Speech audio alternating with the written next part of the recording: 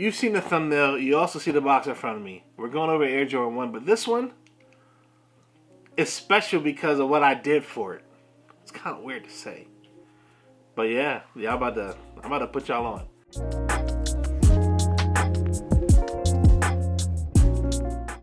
Like and subscribe, check me out on all social media platforms, but let's hop into the review of this nice clean shoe.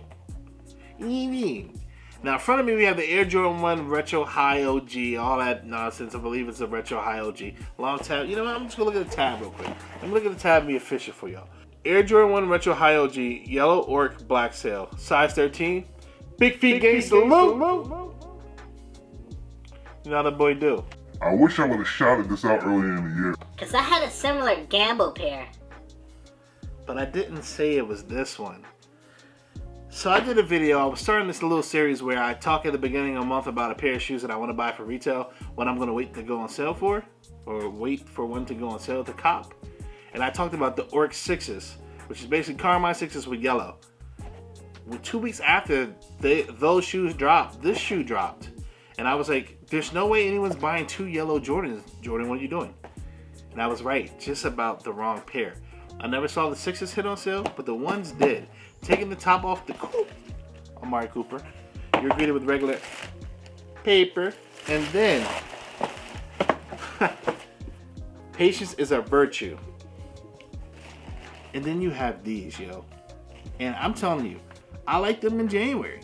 I just didn't want to pay $180 thinking I might hit more shoes during that month, which I ended up kind of doing. And, you know, I was like, why are they giving us too much yellow? In front of me, I have the Orc Air Jordan 1 Retro High OG, all that nonsense, okay? This pair came out January of 2024 at a price point of $180. I said, I'm not going to pay that. I waited. I got them from Finish Line for $90. First of all, if I would have got the shoe during that month, because one of my homies did, he's a Steelers fan, it made more sense for him to do that. I knew I would have liked the shoe. It's just that it's the fact that ones was being fatigued. They give us so many of them. This is the 3rd different yellow one in the last 3-4 years. Shattered backboard and taxi.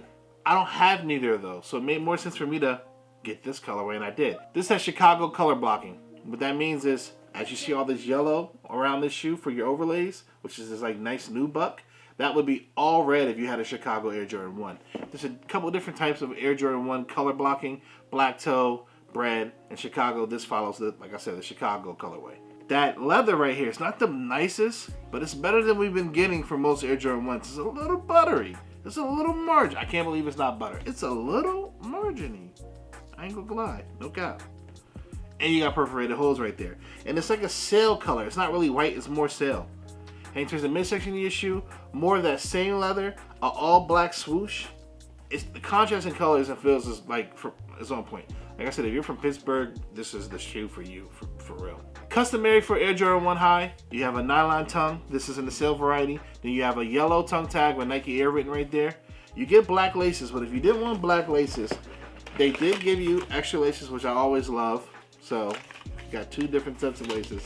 I would definitely be keeping the black ones in here. That's why they're here. Shout out to executive producer for tying these up. Air Jordan 1 Highs usually don't come tied up, and I refuse to tie my shoes. I don't, whatever, call me lazy or whatever. You held it down, thank you.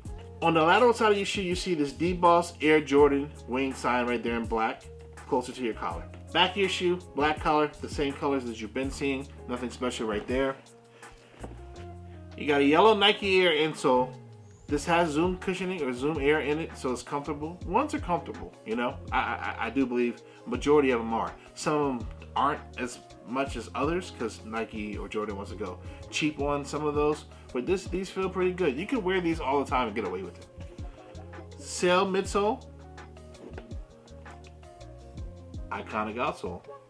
Pretty much straightforward. I've been on record saying that I would have took this in every color if they gave me the same quality in every color. Like I've said that, and I also think that saturated the market and people got tired of it. But the problem was they were coming out in such a fast clip while also giving us whacker Air Jordan 1 colors that people stopped caring about it.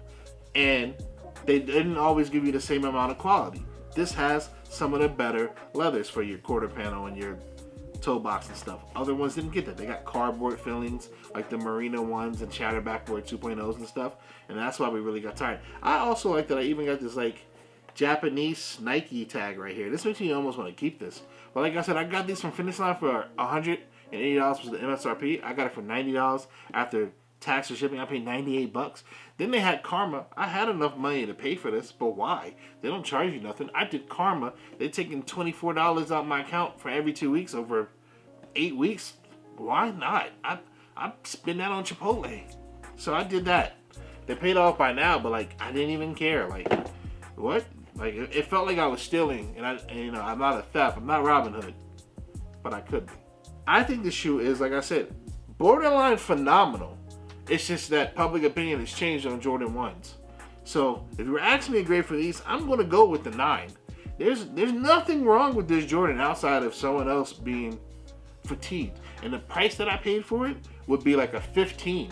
$90 for Air Jordan 1. Jordan, y'all got an issue, and I might talk about that in another video. Y'all got an issue with product not moving. How about you lower your MSRP again? What's the point in flooding the market with shoes for $180 just for people to see that they're going to go on sale 3-4 days later? I think when these initially dropped, most websites had $15 off like 3-4 days later. And now a couple months later, $90. So what's going to make me want to get a shoe if it's going to sit and then be half off 4 and 5 months later? Unless it's a super collab or something super sought after. Quote unquote, what could be called a throwaway colorway. Just wait and sit like I did. Buyer's market. Let me know in the comments below if you're banging with this, if you went and got these in January and you regret it because now you see them on sale, which I don't think you should regret. Because you never know. Sometimes it would have sold out. Maybe you never got it. Just like I don't have those Ochre 6s because I waited and the 13 never went on sale. But this right here, I got for a great deal.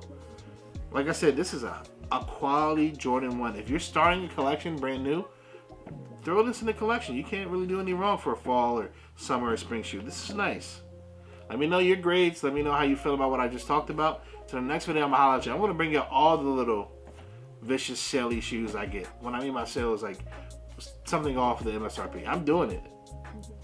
I'm doing it. Bye-bye. Tough. Tough. And just not talked about because it's a Jordan 1. Bye-bye. Which was everyone's holy grail. It's so crazy that, not mine. It was crazy that it's crazy that everyone loved 1s and now this is on sale. Let the market do its magic. His Slytherin, Gryffindor, Ravenclaw, Hufflepuff magic.